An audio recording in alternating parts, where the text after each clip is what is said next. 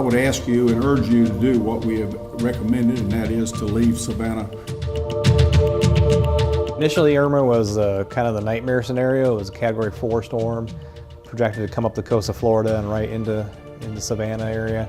Fortunately, it tracked much further west and came up the west side of Florida and up the Gulf. So for us, it really was even less impact than Matthew from the standpoint of wind and flooding. However, Irma hit during high tide. Think of that. High tide, a high storm surge, and high winds all at the same time.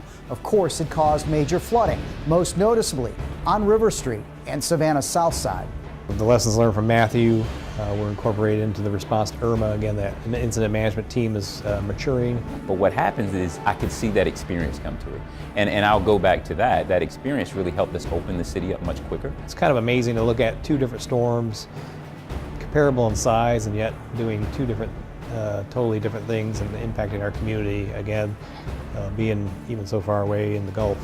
You build an experience under one scenario, but that second storm, although it came to Savannah, it was totally different, and so we had to be flexible in how we adapted to our response.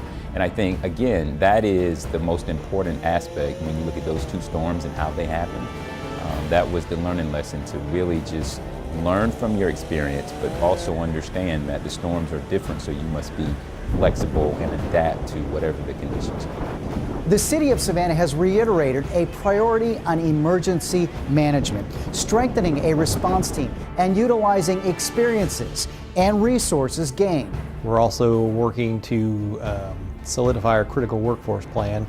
We just acquired a lease, or a rental agreement, I guess you can call it, with a facility in Perry, Georgia, that would allow us in a major, Category 3 or above catastrophic hurricane to evacuate the majority of our workforce, get them to one location, and get them back here after the storm passes to start getting our community back up and running so the public can come back in. So when you think about a local economy and how we respond to a hurricane, that's your measuring stick.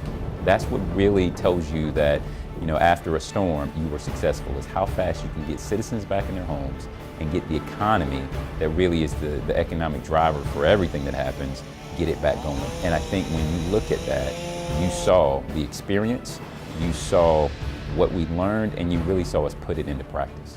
Reporting for SGTV, I'm Ken Slatz.